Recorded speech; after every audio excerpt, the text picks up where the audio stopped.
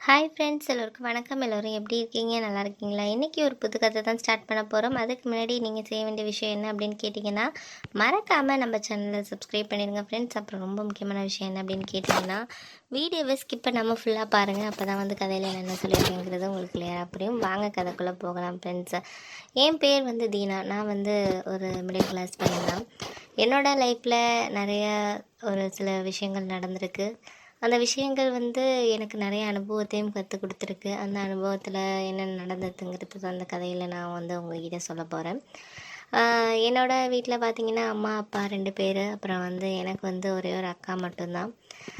அக்காவுக்கு கொஞ்சம் உடம்பு முடியாதவங்க. என்ன அவங்களுக்கு ப்ராப்ளம்னா, கால் கொஞ்சம் அவங்களால வந்து ஒழுங்காக நடக்க முடியாது. அதனாலேயே அவங்க வந்து சிறு வயதுலேருந்தே வந்து ஸ்கூல் படிக்கிற காலத்துலேருந்தே நிறைய இடத்துல நிறைய கஷ்டங்கள் அனுபவிச்சிருக்காங்க. நானும் அவங்களும் ஒரே ஸ்கூலில் படித்தாலும் அக்காவை அந்த மாதிரி ஒரு சில பேர் வந்து கிண்டல் பண்ணுறதெல்லாம் பார்க்குறப்ப எனக்கு ரொம்ப கோவமாக இருக்கும். நிறைய டைம் நான் சண்டையும் போட்டிருக்கேன்.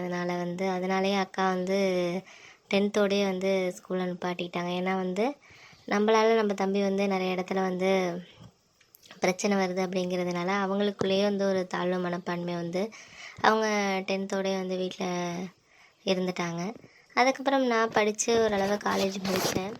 அக்காவுக்கு அவங்க வந்து இந்த எம்ப்ராய்டரிங் இதெல்லாம் வந்து நல்லா பண்ணுவாங்க. ஏன்னா உட்காந்துக்கிட்டே பார்க்குறதுங்கிறதுனால ட்ராயிங்கும் நல்லா பண்ணுவாங்க, பெயிண்டிங்கெல்லாம் நல்லா பண்ணுவாங்க. அந்த திறமை அவங்களுக்கு இருந்துச்சு. அதனால் அவங்க வந்து அந்த பெயிண்டிங்லாம் பண்ணி அதை வந்து அட்வர்டைஸ்மெண்ட் மாதிரி பண்ணி அதெல்லாம் வந்து நிறைய பேர் வாங்குவாங்க. அந்த மாதிரி ஒரு விஷயத்த வந்து அக்கா வந்து கையில் எடுத்தாங்க. நல்லா சக்ஸஸ்ஃபுல்லாகவும் பண்ணிக்கிட்டு இருந்தாங்க. ஆனால் அவங்களுக்கு திருமணம்னு பார்த்தா அது வந்து ரொம்ப ஒரு கேள்விக்குறியாக தான் இருந்துச்சு. ஏன்னா இப்போ உள்ள காலத்தில் வந்து ஒரு நல்லா இருக்கிறவங்களுக்கே கல்யாணம் பண்ணுறதுக்கு நிறைய வந்து பணம், நிறைய விஷயங்களை வந்து வேலை, அது மாதிரி இவ்வளோ தடைகள் இருக்குது. ஒருத்தவங்கள நல்லா ஒரு அளவு எல்லாமே ஃபிசிக்கலாக கரெக்டாக இருக்கிறவங்களுக்கே அந்த மாதிரி விஷயங்கள் இருக்கிறப்போ, என் அக்காவுக்கு வந்து அந்த கால் வந்து முடியாததுனால நிறைய வந்து வந்த மாப்பிள்ளைகள்லாம் வந்து அதுக்கு பதிலாக நிறைய வந்து வரதட்சணை அந்த மாதிரி நிறைய காரணங்களால் வந்து அக்காவுக்கு வந்து திருமணம் கைகூடாமே இருந்துச்சு. அதனாலேயே அப்பா அம்மா 2 பேருக்குமே ரொம்ப கஷ்டமாக இருந்துச்சு. அப்பா வந்து ஒரு சாதாரண ஒரு கன்ஸ்ட்ரக்ஷன் கம்பெனியில் தான் வந்து சின்ன கம்பெனியில் தான் வேலை பார்த்துக்கிட்டு இருந்தார். கணக்கு வழக்கெல்லாம் பார்க்குற வேலை. நல்ல மிடில் கிளாஸ் வாழ்க்கையாக இருந்தாலும் ஒரு சந்தோஷமான ஒரு குடும்பம் தான். ஆனால் எங்கள் அக்காவுக்கு இந்த பிரச்சனை இருக்கிறதுனால நிறைய பேர் வந்து வர்றவங்கலாம் வந்து இன்னும் பொண்ணுக்கு என்னென்ன பார்க்கல, ஏதாச்சும் முயற்சி பண்ணுங்க அப்படின்னு சொல்லி சொந்தக்காரங்க சொல்கிறது அதெல்லாம் கேட்குறப்போ அம்மாவுக்கு ரொம்ப கஷ்டமாக இருந்துச்சு. ஆனால் அம்மா வந்து எங்ககிட்ட அதை சொல்ல மாட்டாங்க. அப்பா கிட்ட தான் சொல்லிவிட்டு அழுதுகிட்டு இருப்பாங்க. ஆனால் அதை நான் சமயத்தில் கேட்பேன். இது மாதிரி சொல்லிவிட்டு என்கிட்டயே ரொம்ப கஷ்டப்படுவாங்க. ஏன்னா அக்கா இருக்காங்கன்னு சொல்லிவிட்டு அக்கா எங்கேயாச்சும் வெளியில் போயிருக்கப்போ அவங்க வந்து என்கிட்ட சொல்லிக்கிட்டு இருப்பாங்க இது மாதிரின்ட்டு. அப்போது எனக்குமே வந்து ரொம்ப கஷ்டமாக இருந்துச்சு. அதுக்கப்புறம் வந்து அப்படியே போயிட்டு இருந்துச்சு எங்களோட லைஃபு. எனக்கு வந்து ஒரு நல்ல கம்பெனியில் வேலை கிடச்சிச்சு. அதுலேயும் வந்து எனக்கு நல்ல ஒரு சேலரியும் கொடுத்தாங்க. நான் என்ன நினச்சேன்னா, நம்ம அக்காவுக்கு எப்படியா இருந்தாலும் நம்ம இப்போ நல்ல சேலரி வாங்குகிறோம், எவ்வளோ பணம் கொடுத்தனாலும் ஒரு நல்ல மாப்பிள்ளையை பார்க்கலாம் அப்படின்னு என் மனசுக்கு தோணுச்சு. ஆனால் அதுலேயும் ஒரு குழப்பம் என்ன அப்படின்னா, என்னோட ஒரு ஃப்ரெண்டுக்கு வந்து அவங்க தங்கச்சிக்கு இந்த மாதிரி தான் வந்து நல்ல வசதி இதெல்லாம் பார்த்துட்டு வரதட்சணை நிறையா கொடுத்தா கல்யாணம் பண்ணாங்க. ஆனால் அவங்க வந்து பணத்தை மட்டுமே குறிக்கோளாக வந்து பார்க்குற மாதிரியான ஒரு ஃபேமிலியாக இருந்தாங்க. அதனால் இவங்ககிட்ட அடிக்கடி பணம் கேட்குறது, பிஸ்னஸ்க்கு அது இதுன்னு கேட்டு அவங்க தங்கச்சி ஒரு கட்டத்தில் வந்து எனக்கு இது லைஃபே வேண்டாம் அப்படின்னு சொல்லிட்டு வீட்டுக்கு வந்துட்டாங்க வாழாமல். எவ்வளோ சமாதானப்படுத்தி பார்த்தோம், அவங்க வந்து வேண்டாம் அப்படின்னு சொல்லிட்டு இருந்துட்டாங்க. இப்போ அவங்களுக்கு வேறு ஒரு கல்யாணம் வந்து ஓரளவு மிடில் கிளாஸ் பையன்தான். ஏதோ அன்னன்னைக்கு ஓரளவு வேலை பார்த்து மாத சம்பளம் வாங்கக்கூடிய ஒரு ஆள் தான். அவங்க வசதிக்கு அவங்க வந்து கம்மியாக இருந்தாலும் இப்போ அவங்க தங்கச்சி நல்லபடியாக வாழ்கிறாங்க. இது எதனால் எனக்கு வந்து ஒரு மனசுக்கு தோணுச்சுன்னா, பணத்துக்காக வந்து ஒருத்தவங்களை திருமணம் பண்ணுறாங்க, பணம் மட்டும்தான் விஷயம் அப்படின்னா, அந்த பணம் இருக்கிற வரைக்கும் வந்து அவங்களோட ஒரு உறவு வந்து நல்ல ஒரு முறையில் போயிட்டுருக்கும். சின்னதாக ஒரு பிரச்சனை ஏதாச்சும் வந்தாலும் அதை வச்சு தான் அவங்க வந்து இவங்களை கார்னர் பண்ணுவாங்க. அதுவும் எங்கள் அக்காவுக்கு வந்து கால் முடியாதுங்கிறதுனால வந்து இப்போதைக்கு பணத்தை கல்யாணம் பண்ணிட்டு நாளைக்கு வந்து எங்கள் அக்கா வேணாம், வேறு ஏதாச்சும் வந்து பிரச்சனை ஆகுங்கிறது என் மனசுக்குள்ளே ஒரு ஓரமாக இருந்துச்சு. அதனால என்ன பண்ணுறதுனே எனக்கு அது ஒரு யோசனையாக தான் போயிட்டு இருந்துச்சு. அம்மா அப்பாவும் கஷ்டப்படுறாங்க, நம்மளும் கஷ்டப்படுறோம், அக்காவுக்கு ஒரு நல்ல வாழ்க்கையை ஏற்படுத்தி கொடுத்தணுங்கிறது மட்டும் என் மனசுக்குள்ளே இருந்துச்சு. அந்த சமயத்தில் வந்து என் கம்பெனிலேயே வந்து என்னோட ரொம்ப க்ளோஸ் ஃப்ரெண்டாக ஒருத்தர் வந்து இருந்தார். என்னோட ஒரு 4 வருஷம் வந்து வயது மூத்தவர். அவர் வந்து என் கம்பெனியில் வந்து எனக்கு முன்னாடியே வந்து 2-3 வருஷத்துக்கு முன்னாடியே வேலை பார்த்துக்கிட்டு இருந்தார். அவர் தான் எனக்கு நிறைய கைடன்ஸ், என்னோடய டீமில் இருக்கிற ஒரு ஆள், நல்லா வந்து ஒரு பேசக்கூடியவர், எப்போதுமே கலகலப்பாக இருப்பார். அவர் வந்து ரொம்ப ஒரு ஜாலியான டைப்பு. அவர் தான் என்கிட்ட வந்து இதெல்லாம் ஒரு பெரிய விஷயம் இல்லை, இதுக்கெல்லாம் நீ சீரியஸ் ஆகாத அப்படின்னு சொல்லிட்டு என்னை எல்லாத்துக்குமே வந்து கைட் பண்ணுவார். அவர் வந்து ஒரு நாள் வந்து அவர் வீட்டுக்கு வந்து அவரோட பைக் ரிப்பேர் ஆகிடுச்சு. நாங்கள் ஒரு வருஷம் பழக்கமாக இருந்தாலும் அவர் வீட்டுக்கெல்லாம் நான் போனதில்லை. அப்போ வந்து போனேன், அவங்க பைக் ரிப்பேர் ஆகிடுச்சின்னு உள்ளார வா அப்படின்னு சொன்னாங்க. அவருக்கு அம்மா மட்டும்தான், அப்பா கிடையாது போல இருக்குது. ஒரு தங்கச்சி கல்யாணம் பண்ணி கொடுத்துட்டாங்க அப்படின்னு சொன்னாங்க. நான் போனதுக்கு அப்புறம் வந்து பேசிக்கிட்டு இருந்தோம். அப்போ தான் வந்து அவர் வந்து ட்ரெஸ் சேஞ்ச் பண்ண போனார். அப்போ வந்து நானும் அவங்க அம்மாவும் வந்து டீ கொண்டாந்து கொடுத்தாங்க. நாங்கள் பேசிக்கிட்டு இருந்தோம். அப்போ வந்து அவங்க அம்மா என்ன சொல்லிக்கிட்டு இருந்தாங்கன்னா, உன்கிட்ட ஒன்று சொல்லணும்ப்பா, உன் கம்பெனிலே ஏதாச்சும் வேலை பார்க்குற பொண்ணு ஏதாச்சும் இருந்தால் இவனுக்கு ஏதாச்சும் இது பண்ணலாமே அப்படின்னு சொன்னாங்க.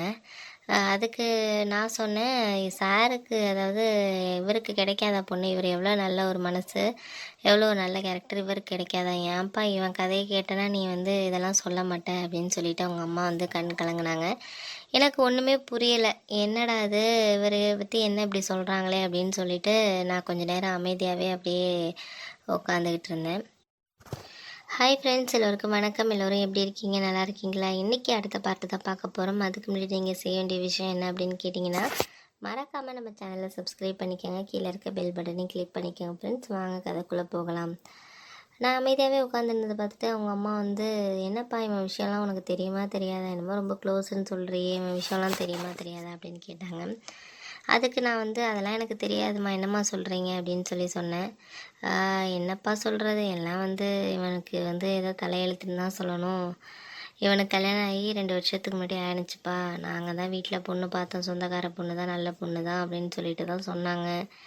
நானும் வந்து சரி நம்ம பையனுக்கு ஒரு நல்ல வாழ்க்கை அமையும் அப்படின்னு சொல்லிட்டு நிச்சயம் பண்ணி 2-3 மாதத்துலேயே கல்யாணமும் பண்ணி வச்சேன்ப்பா. அந்த பொண்ணு கல்யாணத்துக்கு முன்னாடிலாம் என்கிட்ட நல்லா தான் பேசினுச்சு, ஃபோன்லாம் பேசினுச்சு.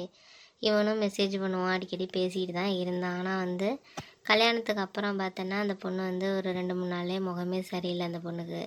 நான் என்ன நினச்சேன்னா, சரி புது இடமா இருக்குது, அந்த பொண்ணு வந்து அமைதியாக இருக்குது, புது இடம் அப்படிங்கிறதுனால அப்படி இருக்குன்னு நான் நினச்சேன்.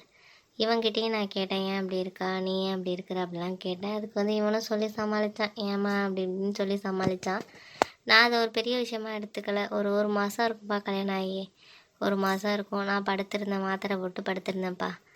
மாத்திரை போட்டு படுத்திருந்தவொடனே இந்த பொண்ணு என்ன சொன்னுச்சுன்னா, நான் வந்து போயிட்டு மாத்திரை, எனக்கு கொஞ்சம் தலையை வலிக்கிற மாதிரி இருக்குது அத்தை, நான் போய் டேப்லெட் வாங்கிக்கிட்டு தலைவலி மாத்திரை வாங்கிக்கிட்டு அப்படி வந்து என்னோடய ப்ளவுஸ் எல்லாம் கொடுக்க வேண்டியது இருக்குது, டெய்லர் கடையில் பக்கத்தில் கொடுத்துட்டு வரட்டுமா புடவைக்கு அப்படின்னு சொன்னாப்பா. நானும் வந்து சரி, அவளும் வீட்டுக்குள்ளேயே தானே இருக்கிறா, அந்த போகலன்னு சொன்னால் அதுக்கும் ஏதாச்சும் மூஞ்ச காட்டுவாளே அப்படின்னு சொல்லிட்டு நானும் வந்து சரி போயிட்டு வாமானே அப்படின்னு சொல்லிட்டு நான் மாத்திரையை போட்டு படுத்துட்டேன்ப்பா. 2 மணிக்கு போனவன் 4 மணி நான் தூங்கி எழுந்திரிச்சு பார்க்குறேன், ஆள் வரவே இல்லை. அப்புறம் ரூமில் போய் பார்த்தா ட்ரெஸ்ஸு எதுவுமே இல்லைப்பா, எல்லாத்தையும் எடுத்துகிட்டு நகை எல்லாம் எடுத்துக்கிட்டாப்பா. லெட்டரை மட்டும் எழுதி வச்சுட்டு போயிருக்கா, என்னை மன்னிச்சிருங்க அப்படின்னு சொல்லி எழுதி வச்சிருப்பா போல இருக்குது. எனக்கு அதை படிக்கவும் தெரியலை. அதுக்கப்புறம் பையனுக்கு ஃபோன் பண்ணி இந்த லெட்டர் மட்டும் தான்டா இருந்துச்சு அப்படின்னு கொடுத்தேன். அவன் உட்காந்து அழ ஆரம்பிச்சிட்டான்ப்பா, நம்மளை ஏமாற்றிட்டு போயிட்டாமா அப்படின்னு சொல்லிட்டான். நான் வந்து அவங்க அம்மா அப்பா கிட்டே எவ்வளோ வந்து திட்டினேன், ஏன் என் பையன் வாழ்க்கையை நீங்கள் எடுத்தீங்க, நீங்களாம் தானே வந்து இது மாதிரி வந்து பொண்ணு கல்யாணம் பண்ணிக்கங்க அப்படின்னு சொல்லி கேட்டீங்க, நான் வந்து உங்கள்கிட்ட கேட்டேன் அப்படின்னு சொல்லிட்டு நானும் உங்களை என்னென்னமோ திட்டினேன்ப்பா. ஆனால் திட்டி என்ன பண்ணுறதுக்கு சொல்லு, போனவ போயிட்டா, இனிமேல் வந்து வர போகிறாளா என்ன, இனிமேல் வந்தாலும் யாருப்பா ஏற்றுக்க முடியும் சொல்லு, அவன் வாழ்க்கை அவ்வளோதான். இவனை 2 வருஷமாக நான் சொல்கிறேன், அவள் போனவ போயிட்டா, அதை நீ விட்டுட்டு வேறு வாழ்க்கையை நீ பாரு, உன் வாழ்க்கை ஒன்றும் என்ன வயசாகுது உனக்கு, ஏன் இப்படி வந்து இந்த வயசுலேயே நீ இவ்வளோ சோகமாக இருக்கிற, அவள் உன்னை வேண்டான்ட்டு போயிட்டா, நீ எதுக்கு அதையே நினச்சிக்கிட்டு உன் வாழ்க்கையை நீ பாழாக்கிக்கிற அப்படின்னு சொல்லி நான் கேட்டுட்டேன்ப்பா. அவன் வந்து அதெல்லாம் கேட்குற மாதிரி இல்லை, எனக்கு ஒரு வாழ்க்கை போனது போதும், திருப்பி என்னை ஏதாச்சும் முண்டை மாட்டி விட்றதுக்கா அப்படின்னு சொல்லிட்டு என்னையே திட்டுறான். என் மேலேயும் தப்பு இருக்குது தம்பி, நான் வந்து என்ன பண்ணுறது சொல்லு, நான் வந்து எனக்கு புருஷன் இல்லை, பொண்ணை வந்து நல்ல இடத்துல தான் கட்டி கொடுத்தேன், ஏதோ நம்ம பிள்ளைக்கு வந்து ஒரு நல்ல சொந்தத்தில் அமைஞ்சிச்சின்னா நல்லபடியாக இருக்கும், நம்மளுக்கும் ஒரு பாதுகாப்பாக இருக்கும்னு நினச்சேன். அது இப்படி ஓடி போவான்னு யாருப்பா கண்டா சொல்லு, நான் என்ன நினச்சேனா சொல்லு. அதுக்கு என்னையே தான்ப்பா திட்டுறான் அப்படின்னு சொல்லி அவங்க அம்மா ரொம்ப புலம்பிகிட்டு இருந்தாங்க. அந்த சமயத்தில் அவரும் வந்தார், குளிச்சுட்டு வந்தார். என்ன டீ குடிக்கிறியா என்னன்ட்டு அவங்க அம்மா கேட்டாங்க. இல்லைம்மா, டீ எல்லாம் எனக்கு வேண்டாம், கொஞ்சம் வெந்நீர் மட்டும் வச்சு கொடு அப்படின்னு சொல்லி குடிக்கிறதுக்கு தொண்டை ஒரு மாதிரி இருக்குது அப்படின்னு சொன்னார். அப்புறம் அவங்க வெந்நீர் எடுக்க வச்சுட்டு போயிட்டாங்க. அதுக்கப்புறம் எதுவும் சாப்பிடுங்கப்பா அப்படின்னு சொல்லி என்ன அவர் கேட்டார். நான் சொன்னேன், அதெல்லாம் வேணாம் சார் அப்படின்னு சொல்லி சொன்னேன். ஏதாச்சும் சாப்பிடு அப்படின்னு சொல்லிட்டு அப்புறம் அவங்க அம்மா கொஞ்சம் பக்கோடா அதெல்லாம் மாவெல்லாம் இருந்துச்சு, அதை ப்ரிப்பேர் பண்ணுவா, சாப்பிடுவார் அப்படின்னு சொல்லி சொன்னாங்க. வா நம்ம கொஞ்சம் பக்கத்தில் இங்கே பேசிக்கிட்டே போவோம் அப்படின்னு சொல்லிட்டு பக்கத்தில் ஒரு பார்க் மாதிரி இருந்துச்சு, அந்த இடத்துக்கு போயிட்டு 2 பேரும் கொஞ்சம் ரிலாக்ஸ் பண்ணோம். அதுக்கப்புறம் அவங்க அம்மா கால் பண்ணாங்க, இது மாதிரி செஞ்சுட்டேன் அப்படின்னு சொல்லிட்டு கால் பண்ணாங்க. அதுக்கப்புறமா அதை சாப்பிட்டு முடித்தோம். அதுக்கப்புறம் அவருக்கு ஒரு ஃபோன் வந்துச்சு. ஒருத்தர் மீட்டிங் இதில் உள்ளவர் தான் ஃபோன் பண்ணுறாரு, நான் கொஞ்சம் பேசிட்டு வந்துடுறேன், வெயிட் பண்ணு அப்படின்னு சொல்லிட்டு போனார். அவங்க அம்மா நான் உன்கிட்ட இதெல்லாம் சொன்னதையெல்லாம் அவன்கிட்ட சொல்லாதப்பா, சொன்னேன்னா அவ்வளோதான், என்னை அவ்வளோதான் திட்டியே தீர்த்துருவான். நைட்டு அப்புறம் நான் தூங்கவே முடியாது, என்னை திட்டிகிட்டே தான் கிடப்பான். அதனால் நீ அதெல்லாம் நான் கேட்டேன் பண்ணேன்னு நீ சொல்லாத, நான் இதெல்லாம் சொன்னேன்னு அவங்ககிட்ட சொல்லாத, ஏதாச்சும் நல்ல பொண்ணாக இருந்துச்சுன்னா பார்ப்பா அப்படின்னு சொல்லி சொன்னார். அவங்க அம்மா சொன்னதை கேட்டுட்டு சரிம்மா நானும் பார்க்குறேன் அப்படின்னு சொல்லிட்டு நான் சொன்னேன். வேறு என்ன சொல்கிறது, அதானே சொல்லி ஆகணும். அதனால் நானும் சொன்னேன். அவங்களுக்கு ஒரு பையனை கல்யாணம் பண்ணணும் இப்படி ஆகிட்டே அப்படிங்கிற ஒரு கவலையில் என்கிட்ட புலம்பிக்கிட்டு இருந்தாங்க. அதுக்கப்புறம் நான் போயிட்டு வரேம்மா அப்படின்னு சொன்னேன். இருப்பா, அவன் ஃபோன் பேசிட்டு வரட்டும் அப்படின்னு சொல்லிட்டு என் ஃபேமிலியெல்லாம் பற்றி விசாரிச்சுட்டு இருந்தாங்க. அப்புறம் நான் என் குடும்பத்தை பற்றி சொன்னேன், அக்கா அந்த நிலமையில் இருக்கிறத பற்றியும் சொன்னேன் அவங்கக்கிட்ட. ஆமாப்பா, அந்த மாதிரி நல்ல பொண்ணு அப்படி போயிடறாலும் இந்த பொண்ணுக்கு ஒரு நல்ல வாழ்க்கை கிடைச்சா நல்லா இருக்குமே அப்படின்னு சொல்லிட்டு ரொம்ப அவங்க சொன்னாங்க. அப்படியே பேசிக்கிட்டு இருக்கப்போ அவங்க அம்மா என்ன சொன்னாங்கன்னா, உங்கள் அக்கா ஒரு நாள் அழைச்சிட்டு வாப்பா எங்கள் வீட்டுக்கு அப்படின்னு சொல்லி சொன்னாங்க. கண்டிப்பாக அழைச்சிட்டு வரேன் ஒரு நாள், அக்காவும் வீட்டுக்குள்ளேயே தான் இருக்கிறா, அதனால் நான் அழைச்சிட்டு வரேன் ஒரு நாள் உங்களுக்கு, இன்றைக்காவது ஞாயிற்றுக்கிழமையில அழைச்சிட்டு வரேம்மா அப்படின்னு சொல்லி சொன்னேன். அதுக்கப்புறம் அவர் வந்துட்டார். சார் வந்ததுக்கப்புறம் சார் நான் கிளம்புறேன் அப்படின்னு சொல்லி பேசிகிட்டு இருந்தேன். சரிப்பா நீ கிளம்பிட்டு எனக்கு போயிட்டு கால் பண்ணு, வீட்டுக்கு ரீச் ஆகிட்டேன்ட்டு கால் பண்ணு அப்படின்னு சொல்லி சொன்னார். சரி சார் அப்படின்னு சொல்லிவிட்டு நானும் பைக் எடுத்துகிட்டு கிளம்புனேன். எனக்கு பைக்கில் வரப்பெல்லாம் ஒரே சிந்தனையாகவே இருந்துச்சு, இவரை நம்ம அக்காவுக்கு கல்யாணம் பண்ணி கொடுத்தா நல்லா இருக்குமே அப்படின்னு சொல்லிட்டு யோசிச்சுக்கிட்டே வீட்டில் வண்டியை நிப்பாட்டினேன். அப்புறம் கதவை தட்டின அம்மா வந்தாங்க. ஹாய் ஃப்ரெண்ட்ஸ், எல்லோருக்கும் வணக்கம். எல்லோரும் எப்படி இருக்கீங்க, நல்லா இருக்கீங்களா? இன்றைக்கி அடுத்த பாட்டு தான் பார்க்க போகிறோம். அதுக்கு முன்னாடி நீங்கள் செய்ய வேண்டிய விஷயம் என்ன அப்படின்னு கேட்குறீங்க, மறக்காமல் நம்ம சேனலை சப்ஸ்கிரைப் பண்ணிடுங்க ஃப்ரெண்ட்ஸ். அப்புறம் முக்கியமான விஷயம், வீடியோ ஸ்கிப் பண்ணாமல் முழுத்தா பாருங்கள். வாங்க கதைக்குள்ளே போகலாமா? எனக்கு என்ன ஒரு விஷயம் தோணுச்சுன்னா, அக்காவுக்கு இவங்களை கல்யாணம் பண்ணி வச்சா நல்லாயிருக்கும் அப்படிங்கிற மாதிரி தோணுச்சு. ஆனால் இன்னொரு விஷயமும் என்ன எனக்கு தோணுச்சுன்னா, நம்ம அக்காவை இவங்க ஏற்றுக்குவாங்களா அப்படிங்கிற மாதிரி நிறைய ஒரு கேள்விகளோடு தான் போனேன். அதுக்கப்புறம் வீட்டுக்கு போனதுக்கப்புறமா அம்மாக்கிட்ட இதை சொல்லலாமா அப்படிங்கிற மாதிரி என் மனசு சொன்னிச்சு. சரி ஓகே அப்படின்னு சொல்லிட்டு அம்மாக்கிட்ட நான் சொன்னேன், இது மாதிரி அம்மா அக்காவுக்கு ஒரு மாப்பிள்ளை இருக்காங்க, அவங்கள பார்ப்போமா அப்படிங்கிற மாதிரி கேட்டேன். அம்மா சொன்னாங்க, நம்மளுக்கு பிரச்சனை இல்லைடா, அக்காவுக்கு இந்த மாதிரி பிரச்சனை இருக்கிறது, அவங்க ஏற்றுக்குவாங்களா அப்படின்னு சொல்லி அம்மா ஒரு குழப்பத்தில் தான் என்கிட்ட சொல்லிகிட்டு இருந்தாங்க. பையன் என்ன பண்ணுறாரு அப்படின்லாம் சொன்னப்போ, அவருக்கு இந்த மாதிரிலாம் நடந்திருக்க விஷயத்தையெல்லாம் ஏற்கனவே மேரேஜ் ஆகிருக்கு, இந்த மாதிரிலாம் ஆயிருக்குமா அப்படின்னு சொன்னேன். அது ஒன்றும் பிரச்சனை இல்லைடா, அந்த பொண்ணு தானே இதானுச்சு, ஒன்றும் பிரச்சனை இல்லை அப்படிங்கிற மாதிரி அம்மா சொன்னாங்க.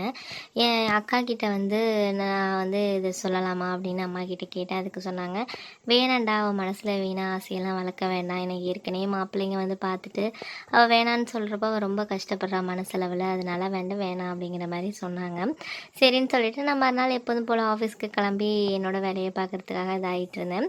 அப்போ அந்த சமயத்தில் நான் வேலை பார்த்துட்டு இருந்த டைமில் அக்கா கால் பண்ணால், நான் கொஞ்சம் பிஸியாக இருந்ததுனால அவரை எடுக்க சொன்னேன். என் பக்கத்து கேபின் தான் அவர் இருந்தார். எடுக்க சொன்னேன். ஹலோ அப்படின்னு சொல்லிட்டு அவங்க பேசிகிட்டு இருந்தாங்க. அதுக்கப்புறம் அவர் கொண்டாந்து என்கிட்ட கொடுத்தாரு. அப்புறம் கொஞ்சம் நேரம் கழித்து நான் ஃபோன் பேசிவிட்டு வரப்போ கொஞ்சம் திங்ஸ் வாங்கிட்டு வர சொன்னாங்க. அது இம்பார்ட்டண்ட்டாக வாங்கணும்டா அப்படின்னு சொன்னதுனால, கண்டிப்பாக வாங்கிட்டு வரேன்க்கா அப்படின்னு சொல்லிட்டு நான் வச்சுட்டேன் ஃபோனை. அதுக்கப்புறம் மத்தியானத்தில் சாப்பிட்டுட்டு இருக்கப்போ, யார் உனக்கு ஃபோன் பண்ணாங்களே ஒருத்தவங்க அப்படின்னு சொல்லி கேட்டார். நான் என்னோடய அக்கா தான், என்ன மேரேஜ் ஆகிட்டாப்பா என்னெல்லாம் விசாரித்தார். அதை பற்றி தான் உங்ககிட்ட சொல்லணும் சார் அப்படின்னு சொல்லி சொன்னேன். என்னப்பா என்கிட்ட சொல்கிறது இருக்குது, என்ன விஷயம், ஏதாச்சும் இம்பார்ட்டனா அப்படின்னு சொல்லி கேட்டார். ஆமாம் கொஞ்சம் இம்பார்ட்டன்ட் தான் சார் அப்படின்னு சொல்லிட்டு நான் ஒரு மாதிரி தயக்கமாக வந்து இருந்தேன். அதுக்கு அவர் சொன்னார், என்ன நமக்குள்ளே என்ன வந்து இதெல்லாம் வந்து பார்த்துக்கிட்டு இருக்க, என்ன ஒரு விஷயமா இருந்தாலும் வெளிப்படையாக சொல்லுப்பா அப்படிங்கிற மாதிரி அவர் சொன்னார். ஒன்றும் இல்லை, எங்கள் அக்காவுக்கு வந்து கொஞ்சம் கால் முடியாதவங்க தான், அதனால வந்து அவங்க கல்யாணம் ஆகாமல் ரொம்ப வந்து கஷ்டப்பட்டுட்டு இருக்காங்க.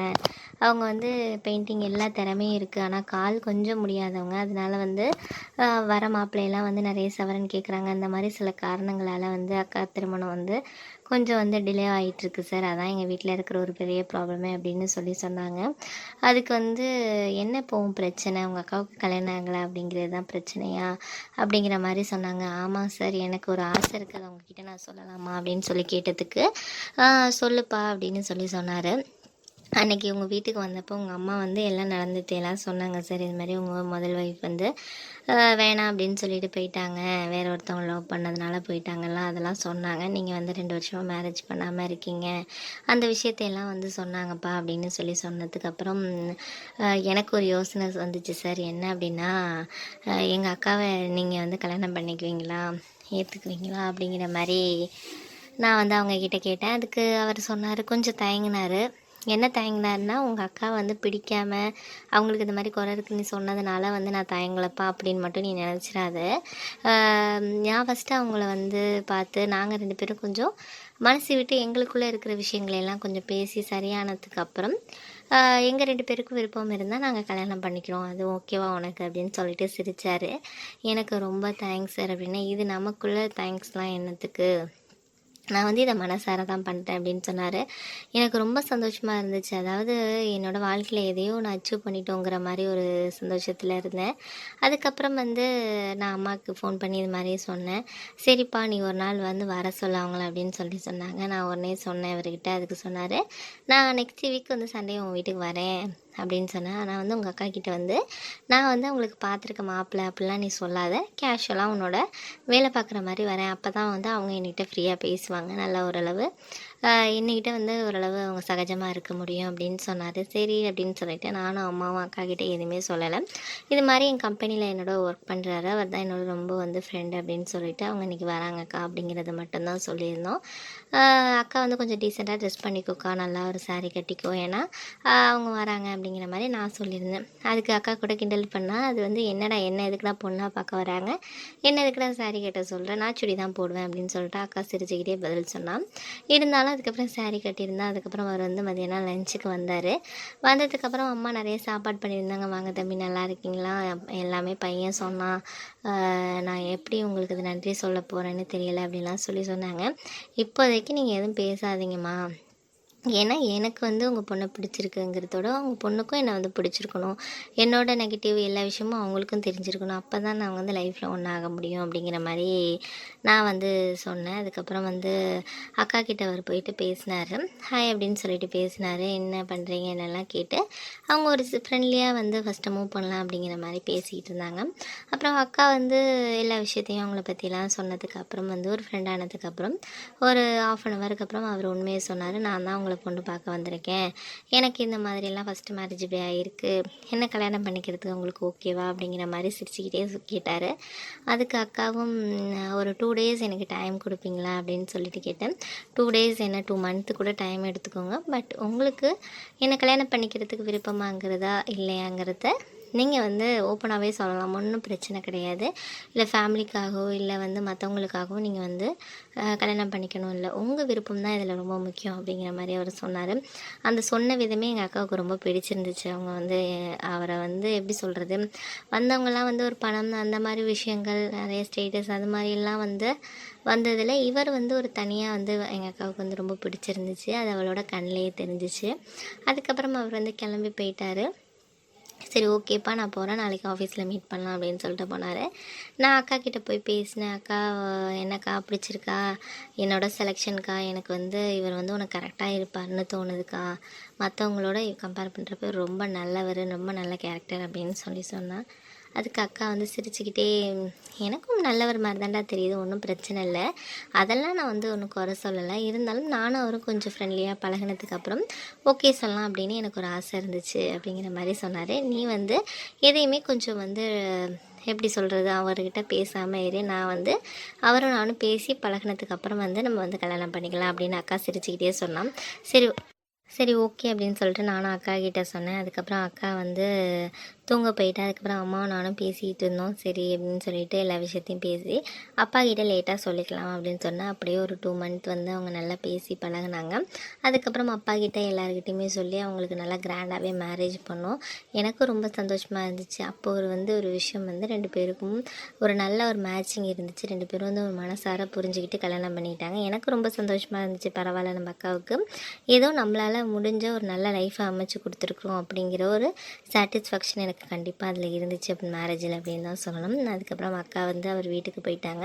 அவர் வந்து என் ஆஃபீஸ்லேருந்து வேறு பிரான்ச்சுக்கு வந்து மாறக்கூடிய ஒரு டைமும் வந்துச்சு. மேரேஜ் முடிஞ்சு ஒரு 2 மந்த்லேயே வந்து அவங்க வந்து ஷிஃப்ட் ஆகிட்டாங்க, வேறு ஏரியாவுக்கு ஷிஃப்ட் ஆகி அங்கே வந்து ஒர்க் பண்ணிக்கிட்டு இருந்தார். இருந்தாலும் எனக்கு ஃபோன் பண்ணி அடிக்கடி பேசுவார். நானும் அக்காவை போய் அடிக்கடி நான் பார்த்துட்டு வருவேன், நானும் அம்மா போய் பார்த்துட்டு வருவோம். இப்போ அக்காவுக்கு வந்து 7 மாதம் கன்சீவாக இருக்கா. ரொம்ப சந்தோஷமாக இருக்கிற அவரோட லைஃப் வந்து நல்லா மூவ் ஆகிட்டுருக்கு. எதுக்காக நான் இந்த ஒரு விஷயத்த அந்த கதையை வந்து உங்ககிட்ட ஷேர் பண்ணுறேன்னா, எப்போதுமே வந்து ஒரு சில விஷயங்கள் நம்ம வீடுகள்லேயும் சரி, நம்மளை சுற்றி இருக்கிறவங்களும் சரி, ஏதோ ஒரு விஷயத்தில் வந்து சில பேர் உடலளவில் வந்து ரொம்ப பலகீனமாக இருப்பாங்க, சில பேர் மனதளவில் பலகீனமாக இருப்பாங்க. உடலளவில் பலகீனமாக இருக்காங்கன்னு சொல்லிட்டு அவங்கள நம்ம ஒதுக்கி வைக்காமல் அவங்களுக்கு நம்மளால் முடிஞ்ச அளவுக்கு ஒரு ஹெல்ப் பண்ணாலும் சரி, இல்லை அவங்களுக்கு ஒரு நம்பிக்கை தரக்கூடிய ஒரு வகையில், உன்னால் முடியாது, உன்னால் இதெல்லாம் நீ எதுக்கு செய்கிற அப்படின்னு வந்து ஒரு நெகட்டிவாக பேசாமல் உன்னால் முடியும், நீ ட்ரை பண்ணு அப்படின்னு சொல்லி நம்ம ஓரளவு அவங்களுக்கு வார்த்தைகளால் ஒரு தெம்பூட்டுறோன்னா கண்டிப்பாக வந்து அவங்க எந்த உயரத்தில் வேணாலும் ஒரு முயற்சி பண்ணி கண்டிப்பாக அவங்க வெற்றி பெற முடியுங்கிறதுக்கு என்னோடய அக்காவோட மேரேஜ் வந்து எங்கள் ரிலேட்டிவ்க்கு முன்னாடி வந்து ஒரு பெரிய சான்றாக இருந்துச்சு. இந்த கதை உங்களுக்கு பிடிச்சிருந்துச்சுன்னா கதையை லைக் பண்ணிடுங்க, ஷேர் பண்ணுங்கள், சேனலை சப்ஸ்கிரைப் பண்ணிடுங்க ஃப்ரெண்ட்ஸ்.